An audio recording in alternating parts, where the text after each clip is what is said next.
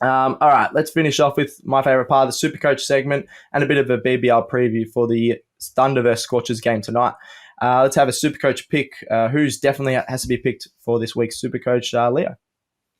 Well, if you like me, I've said the entire Scorchers bowling lineup. Wow. Well, I went this last game and it kind of failed because the one bowler I left out was Lance Morris. I know. And he was the only one that really took wickets. But the Scorchers bowling lineup doesn't really have two or three bad games in a row. So they've got a double. Yep. I think, they'll bounce back. If you want a specific pick, I think it's that man, Lance Morris, 179,000, took 5 for 24 2 games ago. Really, they're only threatening bowler against the strikers on both occasions. So, yeah, he's in great form. I'd be on him. But, yeah, at the moment, my Supercoach team is in the bowling positions, every Scorchers bowler. Really? except Ashton Agar. So if he takes Pfeiffer, then I might delete the app if he takes Pfeiffer. Oh, don't pick Ashton Agar. I've had him in my team, and for some reason I haven't traded him out. He has been horrible. In terms of his role in the team, he's got a lot of dot balls, but yeah, don't pick him in Supercoach. He's not getting wickets and he's not getting runs, and he's not getting catches. He's not doing anything. So don't pick Ashton Agar. That's my tip. Who's your one, Marcus? Well, I'll just back you up on that Ashton Agar. I think I've dropped him to my bench. I should have.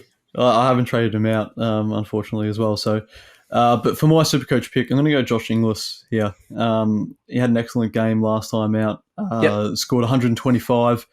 He's gone up in price. He's 161,900 at the moment. But considering the Scorchers have the doubleheader, he's in good form with the bat. He's got the most wicketkeeper dismissals so far in the BBL of any wicketkeeper. So we'll get those fielding points.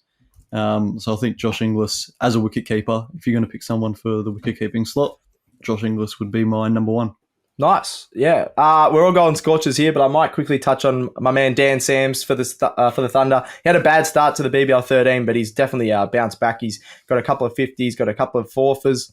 I really think, if you're going to pick anyone for the Thunder, or if you have to put someone in your team for the Thunder, has to be Dan Sams. 224,300. So he's the third top scorer in Big Bash this season. So I think he's a really good pick.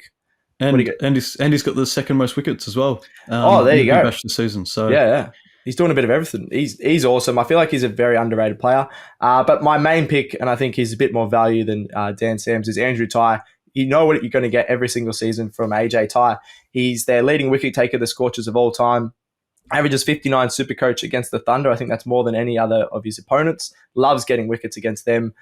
You can check out his Instagram before every game. He wears the flashy socks and he backs it up with his Yorkers, slower balls, slow ball bounces. He literally has it all. He's the perfect T20 player.